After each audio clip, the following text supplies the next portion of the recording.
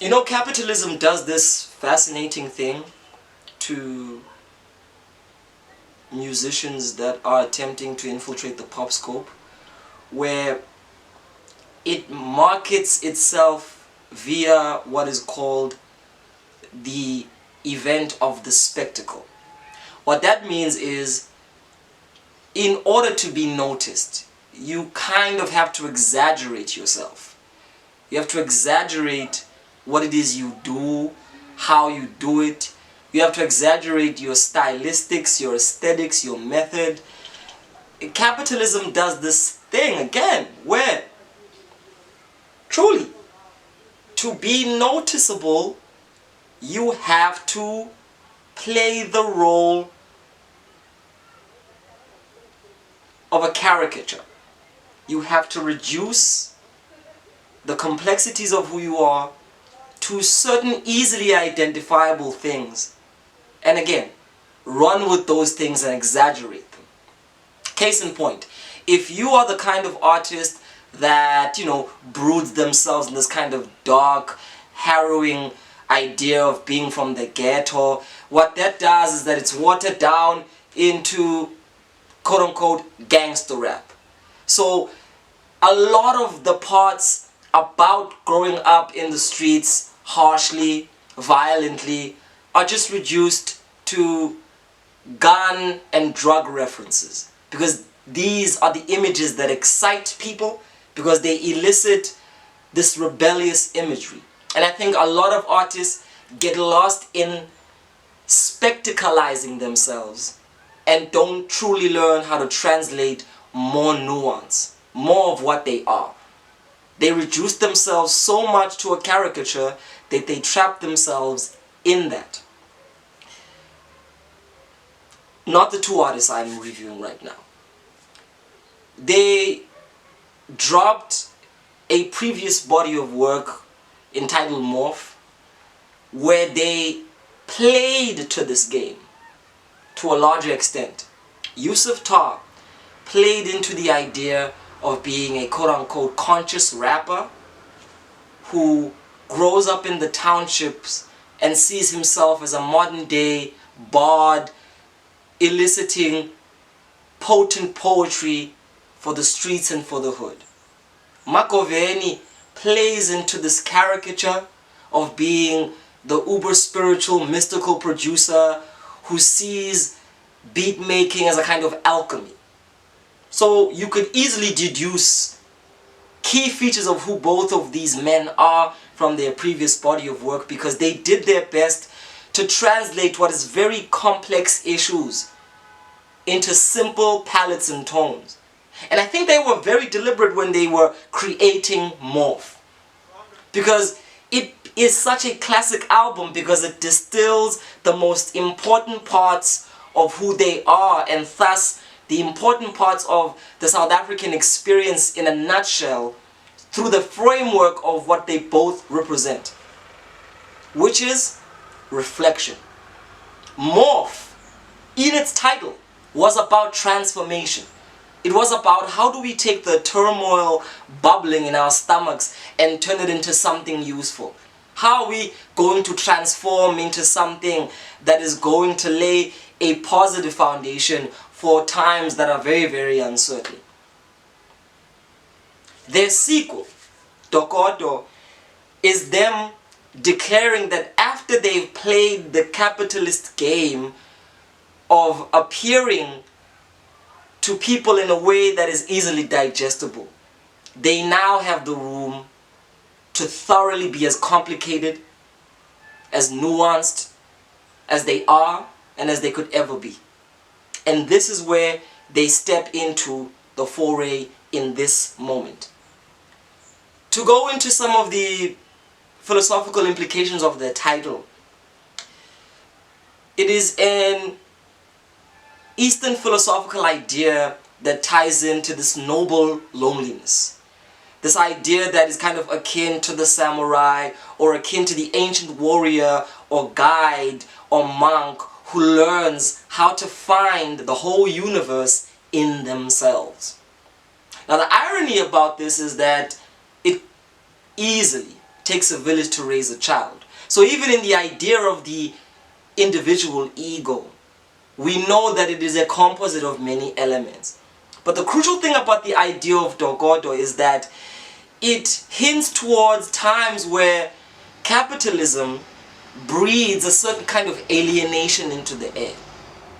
Especially with these postmodern technologies such as the smartphone, where what it does is that it uses the capacity of being alone to make you feel like you could have the whole world as an individual in your fingertips. And therefore, to a certain extent, you are not really dependent on actual people for your own well-being.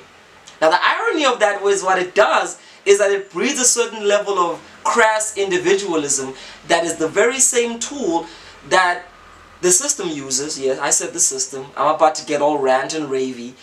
To enforce this kind of specialized aspirational individualism that makes people feel like what life is about is getting their dreams across. But not in this whole idea of DOKKODO. It kind of preludes that by saying you can only understand how to be alone when you've understood what you contribute to the whole.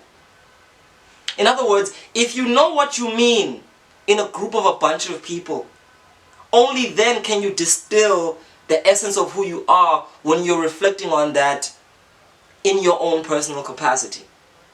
And Yusuf Tarr does this with a humble grammar that places the confidence of his own inner being by virtue of his own self-awareness.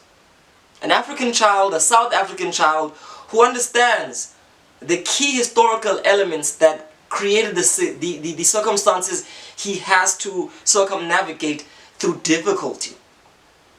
But he doesn't blame this on the world, neither does he blame it on himself. He understands that it's a weird place in the middle, where we are all complicit to the struggle in the very same sense that we are in a way victimized by forces greater than we could ever be, forces that were here before we were even born.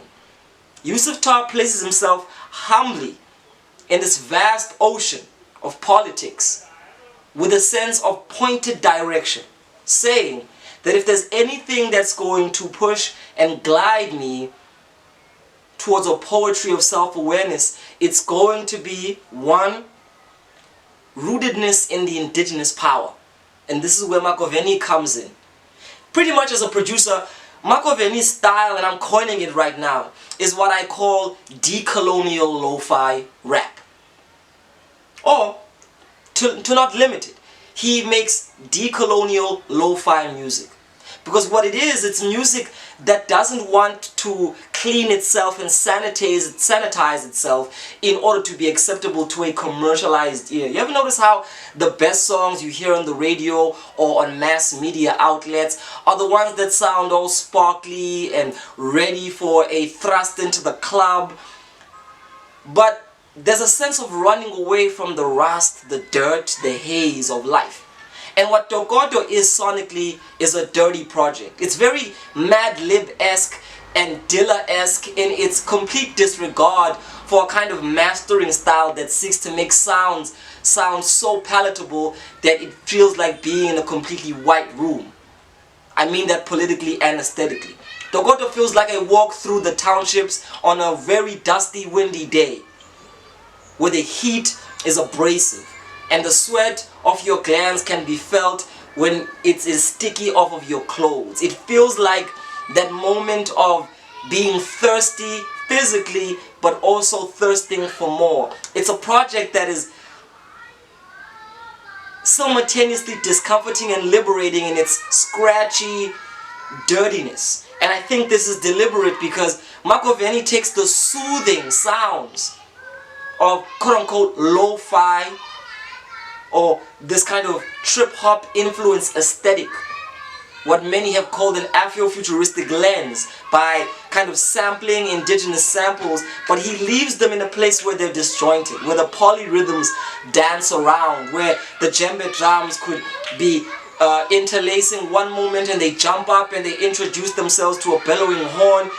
He's a producer who's not afraid to allow the metronome to be in his heart, and for himself to be led by a spontaneous multiplicity of different kind of rhythms that come from so many different directions that most producers and rappers are afraid to play with, because they think that in order for a song to be listenable, it needs to have a clinical, open-ended approach to a kind of sparse, free-flowing production style. It is all of that, but it's also heavy laden with a thickness about it. The songs move in a way where they're a little bit sludgy, and I think that represents the struggle and the strife of having to move to this path of realizing how to center oneself in the midst of all of the chaos.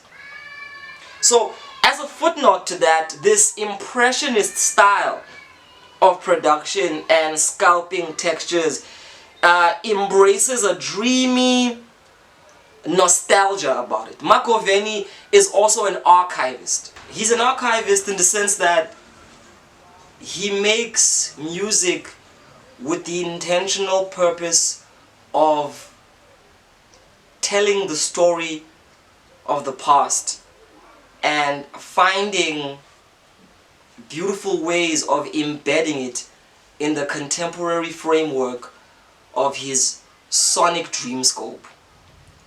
And through Yusuf Tarr, he finds the suitable MC with enough charisma, enough commercial appeal, but enough heart.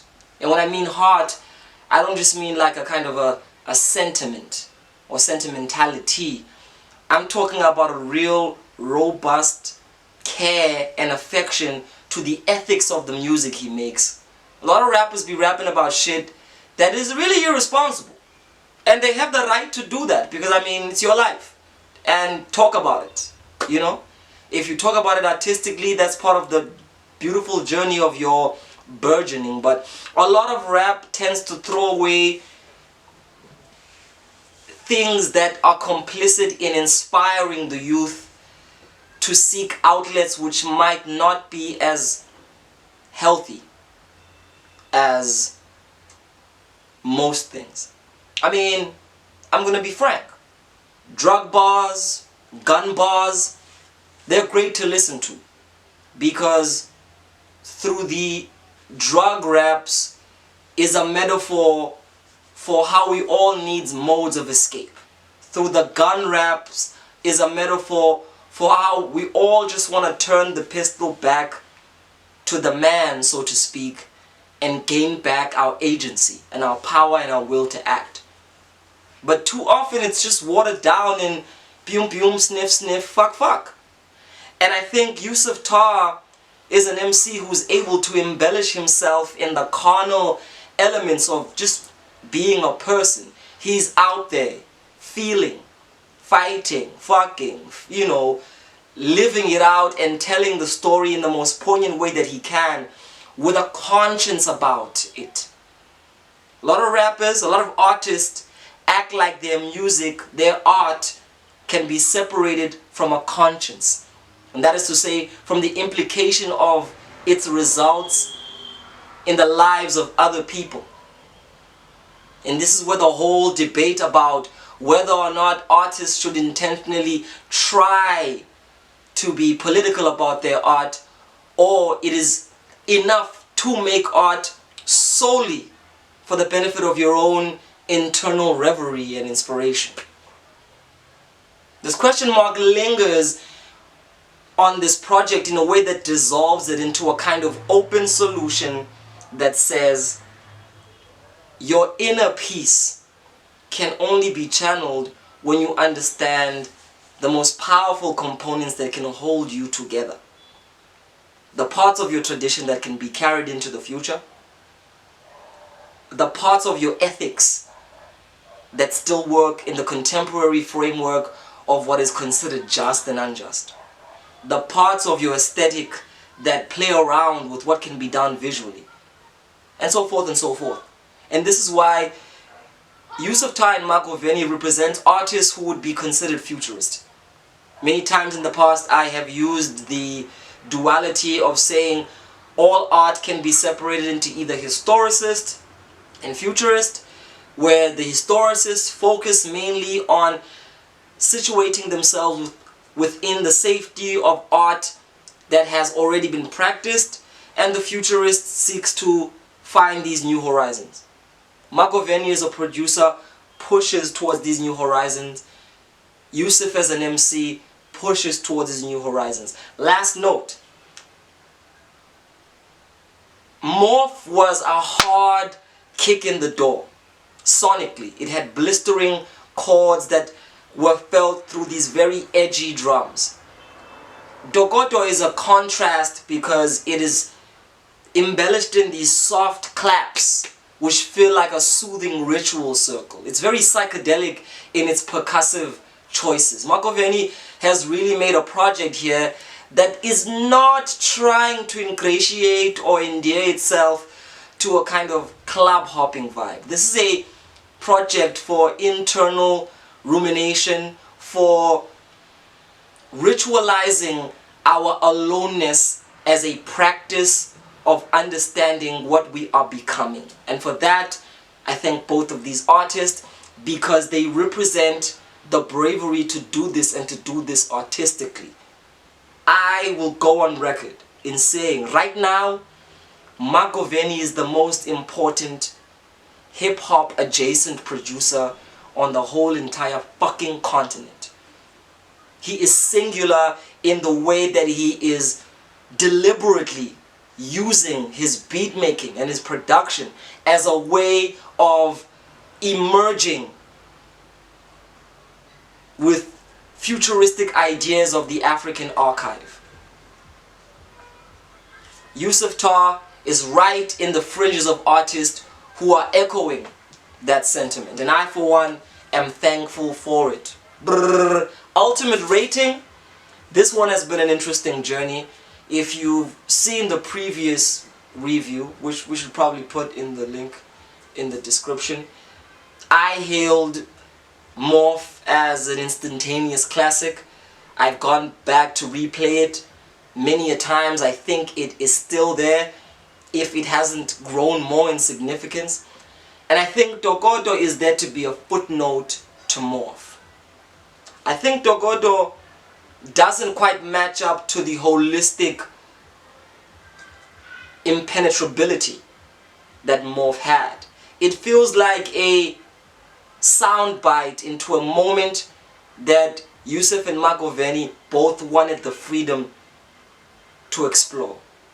Again, this moment of flowing through the nuances, exploring beyond the caricature, because it's difficult to explain to people the innermost parts of the experience of being alive without having to reduce them to something easily palatable.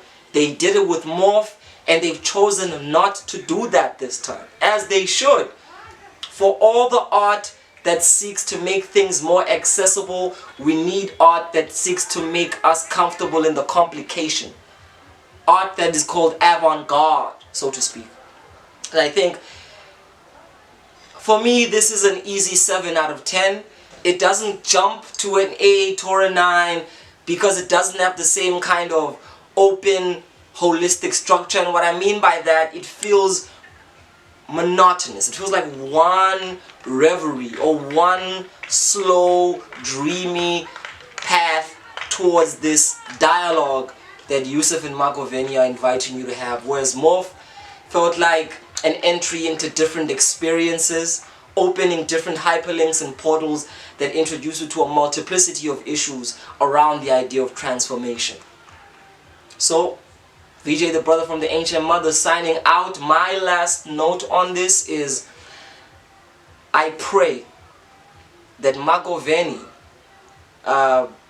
forges relationships with artists who are quote-unquote famous, because I think there is potential to bridge the healing journey that he is taking us on to a place where it could be the next pop thing. I can see a time where being reflective is the next fashion. And I think with people like MagOveni, we could truly enter into a place where it's not used purely for aesthetic. You know how these rappers will talk about Credo or whatever other African icon simply for the referential purpose of it. MagOveni lives this Afrocentric path, and people like him are necessary within the commercial scope, if not to redeem it, to give it the hope of actually being radical and revolutionary. Peace.